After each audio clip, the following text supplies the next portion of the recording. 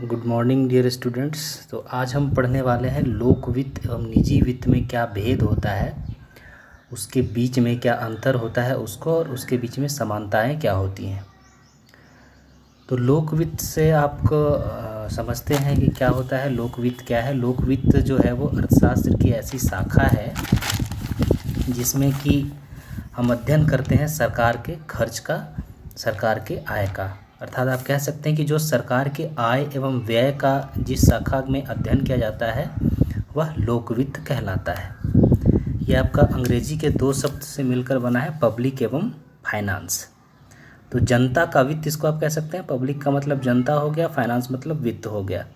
तो इसको आप जनता का वित्त कह सकते हैं या सार्वजनिक वित्त कह सकते हैं।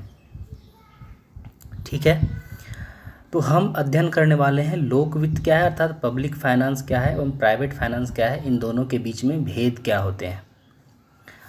तो जो पहला भेद होता है, जो पहला अंतर होता है, वो दोनों के बीच में समायोजन में है। उसके बीच में अंतर होता है। आय तथा व्यय का जो समायोजन है उसमें भेद होता है।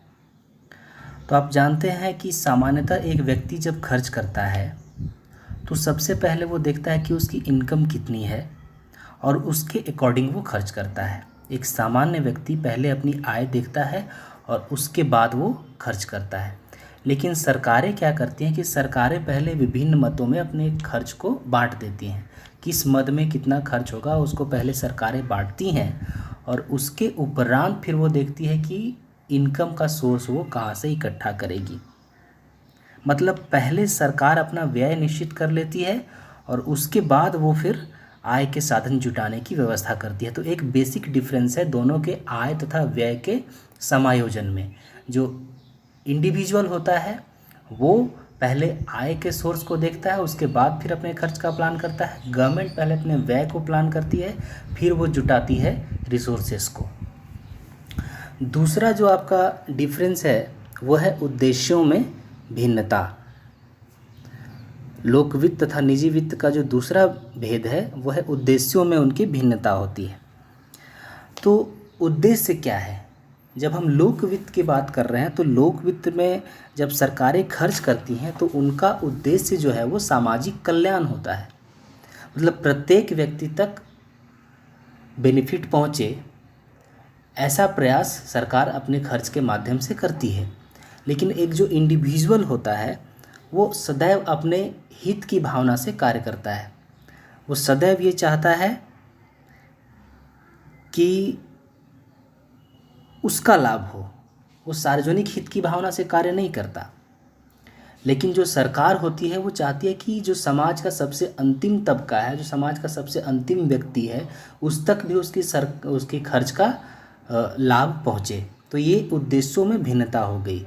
एक सार्वजनिक कल्याण के उद्देश्य से खर्च करता है लोक वित्त में, सरकारें सार्वजनिक कल्याण के नज़रिए से खर्च करती हैं। तो वहीं जो निजी वित्त होता है उसमें आप अपने पर्सनल बेनिफिट के लिए खर्च करते हैं। तो राज्य जो है वो भावी पीढ़ियों के लिए भी खर्च करता है, लेकिन जो व्यक्ति है वो शीघ्र लाभ प्राप्त करने के लिए उत्सुक रहता है। तो ये आपके उद्देश्यों में भिन्नता हो गई। फिर तीसरा जो भेद है वो आप देख रहे हैं कि आय के साधनों में लोच संबंधी अंतर। आय के साधनों में लोच संबंधी अंतर, ठीक है। तो आप देखेंगे कि सरकार की आय तथा उसको प्राप्त करने के साधन और निजी व्यक्ति की आय एवं उसके प्राप्त करने के साधन में अंतर है। मतलब सरकार जो है वो अपनी आय को कर में वृद्धि करके, नए कर लगा करके, नोट छाप करके, आंतरिक एवं बाह्य ऋण प्राप्त करके, या फिर लाभ कमाने वाले उद्योगों का राष्ट्रीयकरण करके बढ़ा सकती है। तो सरकार के पास बहुत सारे तरीके होते हैं अपने आय को बढ़ाने के लिए। लोच का मतलब होता है फ्लेक्सिबिलिटी, कि कितना ज़्यादा वो फ्लेक्सिबल है। तो आप कह सकते हैं कि सरकार जो है उसके पास लोच ज़्यादा है, जबकि एक जो व्यक्ति है उसके पास आय बढ़ाने के इतने सारे सोर्सेस नहीं हैं। सरकार के पास क्या है? सरकार कर लगा सकती है, सरकार पुराने कर को बढ़ा सकती है, सरकार नए नोट छाप सकती है, बाहर के देशों से ऋण ले सकती है, खुद पब्लिक से ऋण ले सकती है, जो लाभ कमा रहे उद्योग हैं उनका राष्ट्रीयकरण कर सकती है। तो उसके पास बहुत सारे उपाय होते हैं जिसके माध्यम से वो इनकम का जनरेशन कर सकती है, आय का सृजन कर सकती है। लेकिन एट द सेम टाइम एक व्यक्ति के पास ये सारे अधिकार नहीं होते, ये सारी सुविधाएं नहीं होती, तो इसलिए दोनों का जो लोच है आय प्राप्त करने का, उसमें अंतर है, मतलब फ्लेक्सिबिलिटी में अंतर है। सरकारों के पास बहुत सारे मौके हैं आय जनरेट करने के, अर्थात उनकी जो इलास्टिसिटी ऑफ इनकम है वो ज़्यादा है। फिर आप देख रहे हैं पॉइंट नंबर 4 है बजट की प्रकृति में अंतर होता है। तो जो सरप्लस बजट आप सुनते हैं, जिसको आप हिंदी में बोलते हैं अतिरेक बजट, जहाँ पे अतिरेक का मतलब होता है कि खर्च मेरा कम है और इनकम ज़्यादा है। तो अगर इस तरह का एक व्यक्ति बजट बनाता है तो माना जाता है कि वो दूरदर्शी है, अर्थात वो खर्च कम कर रहा है, उसका इनकम सोर्स ज़्यादा है, तो माना जाता है कि वो दूरदर्शी है। लेकिन सामान्यतः सरकारें क्या करती हैं, सरकारें जो है वो ज़्यादातर ऐसा करती हैं कि खर्च ज़्यादा करती हैं और उनके पास आय का साधन कम होता है। सरकार के लिए अतिरेक बजट अर्थात सरकार के लिए सरप्लस बजट का मतलब होता है उच्च स्तरीय कराधान एवं निम्न स्तरीय व्यय, मतलब सरकार ज़्यादा टैक्स वसूल रही है आपसे और खर्च कम कर रही है। तो सरकार के पॉइंट ऑफ व्यू से अगर सरकार आपसे ज़्यादा टैक्स वसूले और कम खर्च करे तो बोला जाएगा कि वो कुशल सरकार नहीं है, दूरदर्शी सरकार नहीं है। लेकिन यदि एक व्यक्ति ऐसा करता है कि उसके पास इनकम ज़्यादा है और खर्च कम कर रहा है तो माना जाएगा कि वो दूरदर्शी है। तो ये एक अंतर होता है। फिर आपका पॉइंट नंबर 5 है स्टूडेंट्स, गोपनीयता का अंतर। तो आप जब देखेंगे तो एक व्यक्ति जो है जो खर्च करता है या उसके पास जो इनकम है उसको रिवील नहीं करना चाहता, वो बताना नहीं चाहता लोगों को कि उसकी आय की सोर्स कितनी है, वो कितना खर्च करता है, ये अन्य लोगों से वो नहीं बताना चाहता। लेकिन इसके जस्ट उलट जो सरकार का बजट होता है वो उसके खर्च का और उसके आय का आंकड़ा होता है, अर्थात सरकार उसको पब्लिक करती है, किसी प्रकार की कोई गोपनीयता नहीं रखती है, छुपाना नहीं चाहती है सरकार। तो ये दोनों के बीच में अंतर है। इनफैक्ट सरकार जो है वो समाचार पत्र के माध्यम से, अन्य प्रिंट मीडिया के माध्यम से, डिजिटल मीडिया के माध्यम से अपने खर्च का, अपने आय का आंकड़ा रखती है सदन में। तो इसलिए दोनों के बीच में एक अंतर है, ये गोपनीयता का अंतर कहा जाएगा कि आप एक इंडिविजुअल प्रकट नहीं करना चाहता अपने खर्च को, एट द सेम टाइम जो सरकारें हैं वो बताती हैं पब्लिक में कि हमने इतना खर्च किया, हमारी आय इतनी है। इसके बाद फिर जो नेक्स्ट पॉइंट है वो है अवधि में अंतर। तो सरकार जो है वो एक निश्चित अवधि, सामान्यतः 1 वर्ष के लिए आय व्यय का बजट तैयार करती है, परंतु एक व्यक्ति जो है वो कोई निश्चित लेखा तैयार नहीं करता, एक निश्चित योजना तैयार नहीं करता आय व्यय का। तो सरकार की योजनाएं अधिक विस्तृत होती हैं, जबकि व्यक्ति की योजनाएं जो है वो बहुत लघु स्तर की होती हैं। सरकार सामान्यतः जो है वो 1 वर्ष के आय व्यय का बजट तैयार कर लेती है, लेकिन इंडिविजुअल उतना लंबा नहीं सोचता। तो ये भी एक अंतर है, अवधि में अंतर होता है। इसके बाद है राज्य का अपेक्षाकृत अधिक प्रभुत्व होता है। राज्य का अपेक्षाकृत अधिक प्रभुत्व होता है। तो व्यक्ति की अपेक्षा ऑब्वियस है कि राज्य जो है वो अधिक शक्तिशाली है, और राज्य के शक्तिशाली होने के कारण राज्य जो है वो व्यक्ति की संपत्ति पर भी कर लगा सकता है। व्यक्ति की संपत्तियों पर भी सरकार कर लगा सकती है, लेकिन एक व्यक्ति के पास ये अधिकार नहीं है। और कभी कभी अगर सरकार चाहे तो आपकी संपत्ति को वो ले भी सकती है, आपको वो विवश भी कर सकती है कि आप सरकार को ऋण दें। तो सरकार जो है वो शक्तिशाली है, व्यक्ति कम शक्तिशाली होता है। तो इस वजह से फाइनेंशियली जो है वो गवर्नमेंट ज़्यादा पावरफुल है आपकी संपत्ति पर वो कर लगा सकती है, आपकी संपत्ति छीन सकती है, लेकिन एक व्यक्ति इस तरह से नहीं कर सकता है। तो ये भी एक अंतर हो गया कि राज्य का जो है वो अपेक्षाकृत अधिक प्रभुत्व होता है। नेक्स्ट है विचारपूर्ण व्यय। तो एक व्यक्ति जो है वो सामान्यतः अपनी आदत से, रीति रिवाज से तथा उस सामाजिक वर्ग की आर्थिक एवं व्यावसायिक परिस्थितियों से प्रभावित होकर खर्च करता है। एक व्यक्ति जो है वो ज़्यादातर क्या करता है, अपनी आदत से खर्च करेगा, अपने रीति रिवाजों को फॉलो करने के लिए। जैसे आप देखते हैं शादियाँ बहुत महंगी होती हैं दिखावे के लिए, तो आप अपनी आदत से मजबूर हैं, रीति रिवाजों को फॉलो करना पड़ता है। आपकी जो सामाजिक वर्ग की आर्थिक एवं व्यावसायिक परिस्थितियां हैं, आप उनसे प्रभावित होकर खर्च करते हैं। लेकिन जो सरकार है वो एक निश्चित लक्ष्य की प्राप्ति के लिए खर्च करती है, वह सोच समझ कर खर्च करती है। डिफेंस का बजट आप देखते हैं, हेल्थ का बजट देखते हैं, एजुकेशन का बजट देखते हैं, तो डिफरेंट मदों में वो सोच समझकर खर्च करती है। व्यक्ति उतना डेलिब्रेट होकर खर्च नहीं करता। इसी तरह से जो समाज पर प्रभाव है उसमें भी भिन्नता होती है।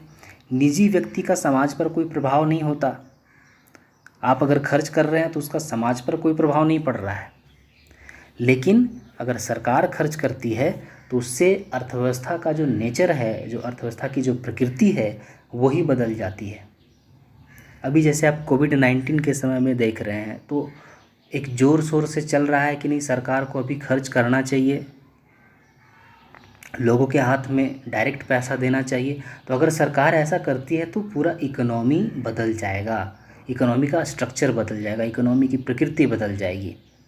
तो इस वजह से आप कह सकते हैं कि समाज पर जो प्रभाव पड़ता है उसमें निजी वित्त का वो प्रभाव नहीं पड़ता, जबकि लोक वित्त का प्रभाव पड़ता है।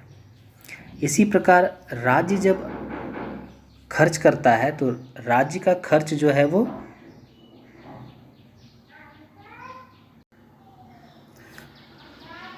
तो जो आखिरी पॉइंट है स्टूडेंट्स, मैं वो डिस्कस कर रहा था, डिस्कनेक्ट हो गया था लास्ट वीडियो में। वो खर्च का समय, मतलब जो सरकार है वो अपने खर्च को पोस्टपोन नहीं कर सकती है। लाइक अभी देखिए कोविड-19 का समय है, बहुत बड़ी क्राइसिस आई हुई है, लेकिन उसके बावजूद भी सरकार को खर्च करना पड़ेगा, सरकार को वेतन देना पड़ेगा, सरकार को पेंशन देना पड़ेगा, सरकार को गरीबों का ध्यान रखना पड़ेगा। तो सरकार के पास ये सहूलियत नहीं है कि वो जब चाहे तो खर्च को पोस्टपोन कर दे। उसकी एक जो खर्च है वो लिमिट मतलब तय है और वो उसको खर्च करना ही पड़ेगा। इसी तरह से जो इंडिविजुअल है वो क्या कर सकता है, तो इंडिविजुअल अगर चाहेगा तो अपने खर्च को पोस्टपोन कर सकता है। अगर उसके पास आय का सोर्स फ़िलहाल नहीं है तो उसको पोस्टपोन कर देगा कि नहीं, इसको अभी नहीं खरीदेंगे। लेकिन सरकारों के पास एक बाध्यता होती है क्योंकि उसको समाज का ख्याल रखना होता है। तो ये जो है वो लोक वित्त एवं निजी वित्त में भेद हो गए। अब हम लोक वित्त एवं निजी वित्त में क्या समानताएं हैं उनका भी अध्ययन करेंगे। तो पहला जो है वो है मानव इच्छाओं की पूर्ति।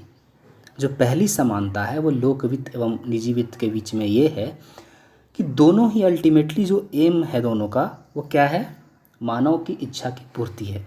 सरकार भी क्यों खर्च कर रही है, सरकार जो है वो सोशल वांट्स की पूर्ति के लिए, जो सामाजिक इच्छाएं हैं उनकी पूर्ति के लिए खर्च करती है। तो वो सामाजिक इच्छाओं का निर्माण किन के द्वारा हो रहा है, सामाजिक इच्छाओं का निर्माण व्यक्ति के द्वारा ही तो किया जा रहा है। इसलिए सामाजिक इच्छाएं भी व्यक्ति की इच्छाएं ही हैं, उन्हीं का योग है। और एक व्यक्ति जब खर्च करता है तो वो भी पर्सनल वांट के लिए खर्च करता है। तो आपका जो इंडिविजुअल वांट है, पर्सनल वांट है, अपनी इच्छा की पूर्ति के लिए आप खर्च करते हैं। तो अल्टीमेटली जो दोनों एम करते हैं वो ह्यूमन वांट्स की फुलफिलमेंट के लिए, अर्थात मानव इच्छाओं की पूर्ति के लिए। तो both the state as well as individual aim at the satisfaction of human wants. ठीक है। उसके बाद दूसरा है दोनों ही ऋण पर निर्भर करते हैं। तो एक व्यक्ति मान लीजिए कि उसको कुछ बहुत अर्जेंट खर्च आन पड़ा है तो वो क्या करता है, उधार लेता है, ऋण लेता है। इसी तरह से सरकार को जब नहीं दिखता है कुछ, नहीं सूझता है कुछ, तो वो भी सरकार ऋण लेती है आंतरिक स्रोतों से, बाह्य स्रोतों से। वर्ल्ड बैंक से लोन ले लिया, IMF से लोन ले लिया, दूसरे देशों से लोन ले लिया, या अपने पब्लिक से ही धन जुटाती है वो बिल्स के माध्यम से। तो दोनों जो है वो ऋण पर निर्भर करते हैं एक हद तक। उसके बाद जो तीसरा आपका है वो है आय एवं व्यय के बीच में सामंजस्य बिठाना।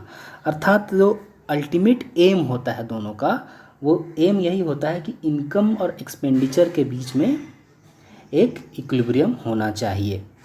The ultimate aim is to make balance between income and expenditure. दोनों के बीच में ही आय और व्यय के बीच में समानता बनी रहे, एक सामंजस्य बना रहे, ऐसा प्रयास एक इंडिविजुअल भी करता है और सरकारें भी करती हैं। इसी तरह से सर्वोत्तम लाभ की भावना से कार्य करते हैं।